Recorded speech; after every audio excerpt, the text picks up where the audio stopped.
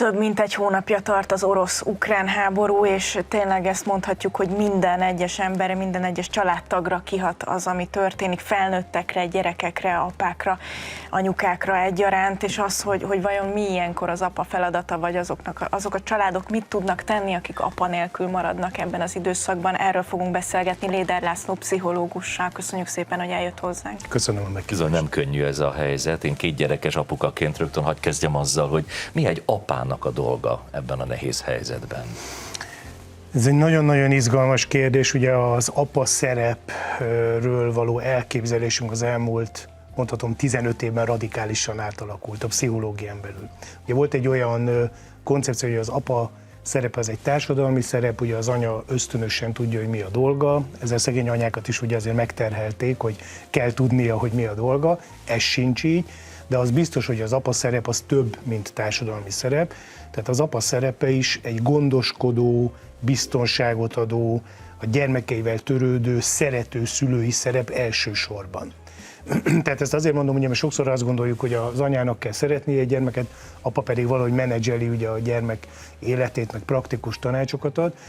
És ami még fontos ehhez az egész helyzethez, hogy megértsük az apák kiemelt szerepét, az a felismerés, hogy az apáknak a gyerekek számára nagyon komoly szerepe van abban, hogy hogyan közvetítik a külvilágot. Ez úgy néz ki, hogy ebben nagyobb szerepük van, mint az édesanyáknak.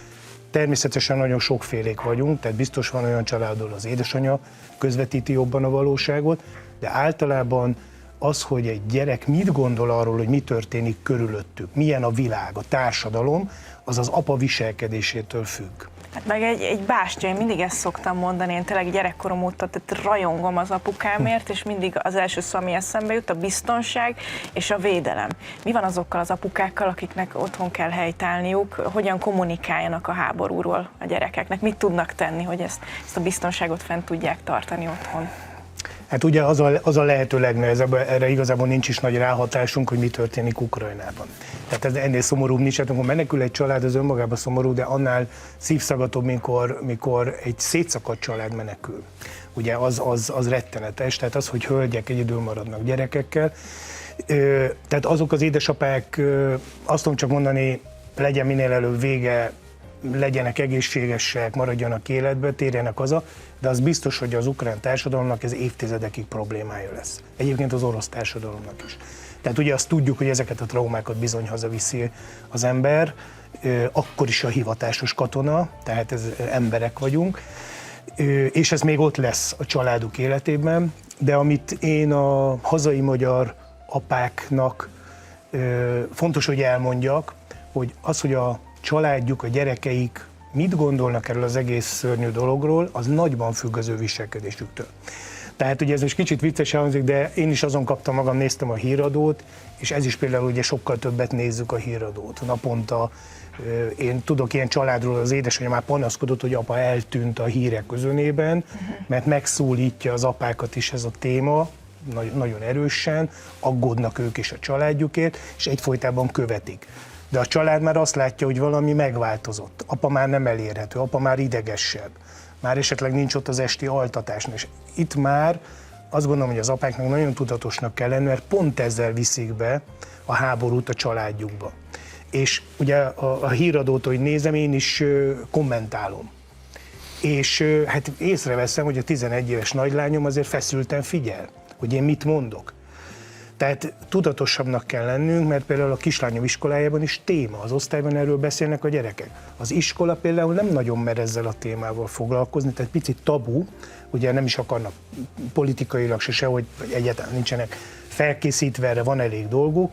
Tehát azt gondolom, hogy a családokban az apáknak ezzel a témával foglalkozniuk kell, nem lehet szőnyeg alá söpörni, de nagyon fontos, hogy a saját viselkedésünkkel ne okozzunk plusz feszültséget. Egy pillanatra, csak egy fél mondatra hagy térek vissza arra a helyzetre, amikor apuka a háborúban van, és ott áll helyt, és a hölgyeknek és a gyerekeknek pedig el kell jönni, akkor ugye van egy ilyen szörnyű, hogy a apa veszélyben van, de azt gondolom, lehet, hogy rosszul gondolom, hogy azért annak a gyereknek az is megfordul a fejében, hogy apa egy hős, apa most a hazáját védi, és büszke vagyok rá, tehát nem csak, hogy ez egy dupla érzés, vagy egy ilyen furcsa érzés, hogy féltem is, meg büszke is vagyok rá.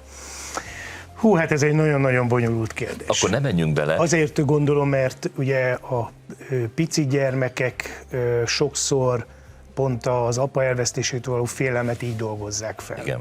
Hogy apa egy hős, és igazából nem mindegy, ezért hozzáteszem, ez egy nagy téma, hogy ugye háborús bűnösnek tituláljuk az édesapát, vagy háborús hősnek, ugye ez jól látszódik a magyar társadalmon, a németen, vagy mondjuk az amerikain, hogy egészen más, tehát ennek van jelentősége, de ebben a helyzetben én például olyan praktikus tanácsokat mondanék, erre egyébként felkértük az APA Akadémia támogatóit is, hogy próbáljanak férfiként is jelen lenni, segíteni ezeknek a bajba jutott családoknak. Tehát a segítő szervezeteknél is jó lenne, minél több férfit látnának ezek a gyerekek.